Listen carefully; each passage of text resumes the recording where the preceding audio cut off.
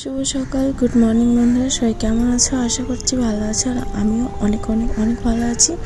আবার একটা নতুন ভিডিও নিয়ে চলে এসেছি। আজকে হলো রবিবার, তো সকাল সকাল ঘুম থেকে উঠে কিছু কাজ বাজ সেরে নিয়ে চলে এসেছি এখানে সকালের টিফিন বানানোর জন্য। তোমাদের দাদাভাই যাবে র্যাপিডো চালাতে, যেহেতু আজকে রবিবার। বিকালবেলা বাজারে যাব, তো হাতে ঘাটে পয়সা কড়ি বারণ, তো ওই জন্যে উনি যাবে বাজারে, র্যাপিডো চালাতে।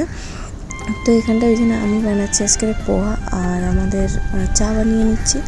মা যেহেতু এসেছে, তো ওই জন্য দুজনের চা হচ্ছে এখানটায়। তো এদিকে পোহাটা বানাতে বানাতে না ওইদিকে চার দিকে ধ্যান না দিয়ে ভেন্ডি গুড় দিয়ে যেহেতু আজকে চাটা বানিয়েছি, আর যেই দুধটা দিয়েছি না পুরো দুধটাই ফেটে গেছে। তো কেন এটা হলো আমি বুঝতে পারলাম না। তো যাই হোক, আগে ভিডিওটা দেখতে পাবে। তো আমি যেখানে কাজ করি সেখানে তো বেসিক্যালি পোহাতে আমি টমেটো ব্যবহার করি না, বাট আমরা ঘরে ইউজ করি, যেহেতু আমরা অত শুকনো শুকনো খেতে পারি না। তো ওই জন্য একটু টমেটোটা দিলে কী হয়, পোহাটা একদম কিন্তু একটু তোমার একটু রস রসা ভাব থাকে, একদম শুকনো শুকনো ভাব থাকে না। তো এখানটায় আমি অনেক রকম সবজি ব্যবহার করেছি। এখানটায় আছে মটরশুঁটি, বিনস, ক্যাপসিকাম, আলু, গাজর, তারপরে টমেটো।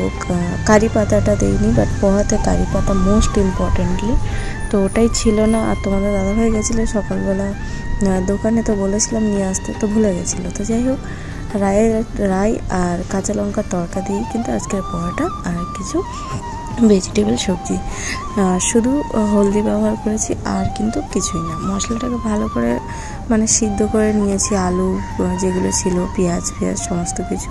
তারপর এখানটা চিড়েটা ধুয়ে এনে রেখে দিয়েছি, আর শুকনো শুকনো হয়ে গেছে, তো দিয়ে দেন এটা করে দিয়েছি। আর তোমাদের দাদাভাই কিন্তু এরকম ধরনের খেতে খুবই ভালোবাসে, এর আগেও করেছিলাম, খেয়েছে আর ভালোবাসে। তো টাইমের অভাবে আমরা এটা করতে পারি না, রবিবার করেই করি। তো কি বলবো, বাঙালিদের খাবার হলো একটু লুচি, আলুর দম, লুচি ঘুগনি, মুড়ি ঘুগনি এইসবই। কিন্তু আমরা যেহেতু ব্যাঙ্গালোর থাকি, তো চেষ্টা করি যে এখানকার কিছু জিনিস বানিয়ে বানিয়ে খাওয়ানোর। আর যেহেতু আমি আবারও শনিবার থেকে কাজ শুরু করে দিয়েছি, তো ওখানটায় যে সব খাবার দাবার বানাই, চেষ্টা করি টুকটাক একটু বাড়িতে বানানোর। যেহেতু ওনাদের বাড়িতে সবসময় সব কিছু রেডি থাকে, না থাকলেও অনলাইন বুক করে দেয়। আর আমাদের তো সেরকম নয় যে যখন যেটা তখন সেটা। তো এই যে চিড়ে দিয়ে আজকে যে পোহাটা বানাচ্ছি, এই চিড়েটা আনা হয়েছিল সরস্বতী পুজোয়, চিড়ে ভোগ করা হবে বলে 3 কিলো নিয়ে আসা হয়েছিল। তো সেখানটায় 1.5 কিলো মতন ব্যবহার হয়েছিল, আর 1.5 কিলো মতন ছিল। তো সেই হাফ কিলোটা দিয়ে আবার তোমার 1 কিলোর প্যাকেট থেকে নিয়েছি। তো তোমাদের দাদাভাই বলছে যে তখন থেকে রেডি করছে, এখনও তৈরি হয়নি, আমি যাব। আর ওটা রেডি করতে করতে 9:30 মতন, 9:30 না অ্যাকচুয়ালি 8, 8:30, 9:15 মতন হয়ে গেছিলো। তো তোমাদের দাদাভাই বলছে আমি যাব, তুমি এত লেট করছো। তো একটা জিনিস বানাতে গেলে অবভিয়াসলি টাইম তো লাগবেই, তাই না? আর একটু ভালো করে বানাতে গেলে আরও টাইম লাগবে। তো যাই হোক, এখানটা লাস্ট মোমেন্টে কিন্তু আমি একটুখানি লেবু দিয়ে দিয়েছি। লেবুটা দিলে খুবই ভালো লাগে টেস্টটা।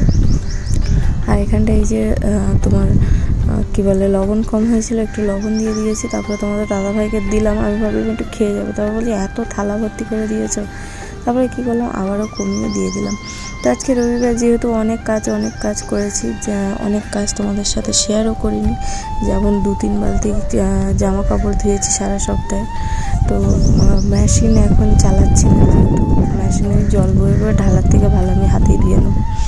ওই জন্য মেশিন এখন চালাই না, খুব ভারী ভারী জিনিস হলো তারপরেই মেশিন চালাই, আর হাতেই এখন করে ধুয়ে নিই। তো জামা কাপড় কেচে নিয়ে সমস্ত কাজবাজ করে নিয়েছি। আর এটা হলো শনিবার দিন রাত্রের ভিডিও। আমি কাজে গেছিলাম, যেখানটা কাজ শুরু করেছিলাম। ভেবেছিলাম সকাল থেকে ভিডিওটা শুরু করবো, তা ভাবলাম না, অত বড় ভিডিও আর আমার কাছে এত টাইমও হয়ে ওঠে না যে তোমাদের সাথে আমি শেয়ার করব। তো এই জন্য ছোট্ট একটা ভিডিও তোমাদের সাথে শেয়ার করলাম। তো এখানটায় দেখো, সকালবেলা চা নাস্তা পানি সমস্ত কিছু করে নিয়ে জামা কাপড় ভিজিয়ে দিয়ে পুরো এখানটায় একটুখানি আরশোলার হিট মেরে দিয়েছিলাম, দিয়ে পুরো কত আরশোলা বের করেছি করে। আর এই যে ঘর দোরগুলো একটু টুকটাক গুছিয়ে নেওয়ার চেষ্টাই করছি।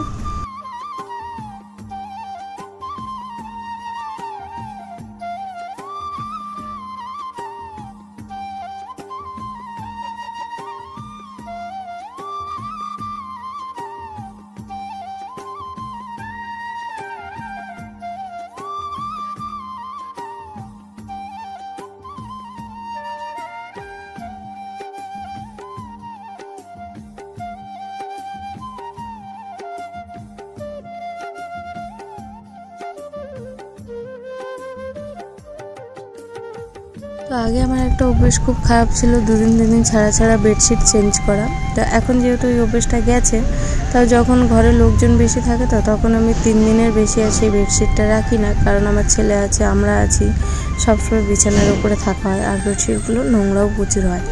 তো ওই জন্যে, আর আমরা 2 লোক থাকলে বেসিক টাইম তো আমরা থাকিই না, সেই সকালবেলা বেরিয়ে যাই, দুপুরবেলা আসি, রান্নাবান্না খাওয়া দাওয়া করে 2-3 ঘন্টার জন্য ঘুমানো, আবার বেরিয়ে যাও, আবার রাত্রেবেলা ঘুমানো।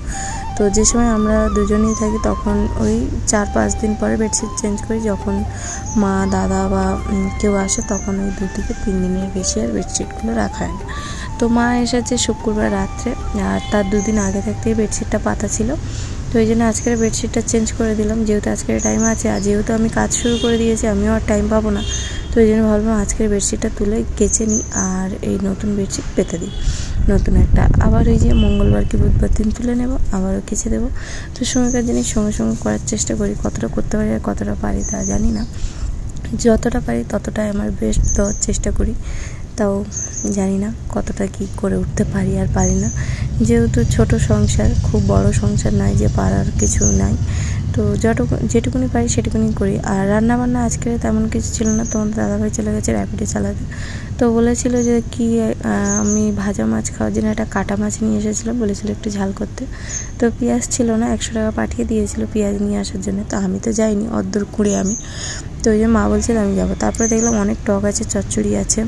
তো আমি বললাম মা চাউমিন আছে, কালকে রাত্রেবেলা যেহেতু চাউমিন করেছিল, চাউমিন আছে, পোহা আছে, টক আছে, চচ্চড়ি আছে, আর কি রান্নাবান্না করবো? তো মা বললো না থাক, করতে হবে।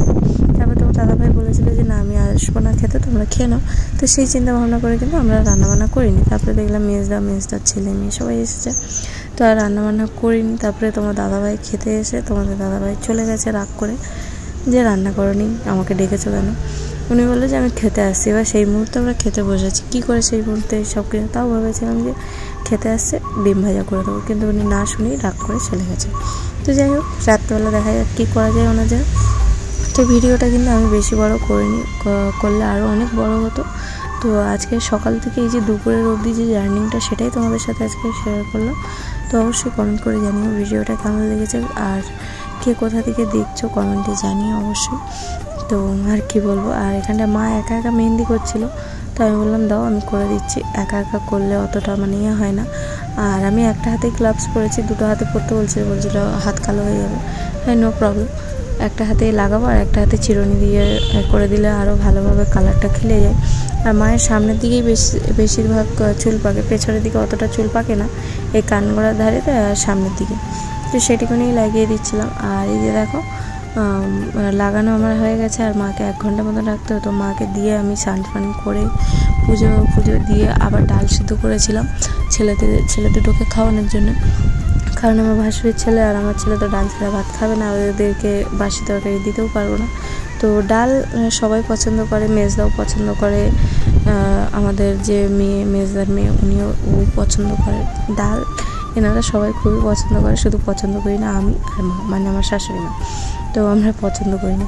তো যাই হোক, চলো ভিডিওটা ছিল এই অবধি। তোমাদের ভালো লাগলে লাইক করো, কমেন্ট করো, শেয়ার করো, সাবস্ক্রাইব করে দিও, ফলো করে দিও। তো চলো বন্ধুরা, টাটা বাই, সবাই ভালো থেকো, সুস্থ থেকো। আবার দেখা হচ্ছে, চেষ্টা করছি এবার থেকে ডেলি ব্লগ নিয়ে আসার, যদি পারি অবশ্যই তোমাদের সাথে শেয়ার করব। আর তোমরা এভাবেই আমার পাশে থেকো। তো চলো টাটা বাই।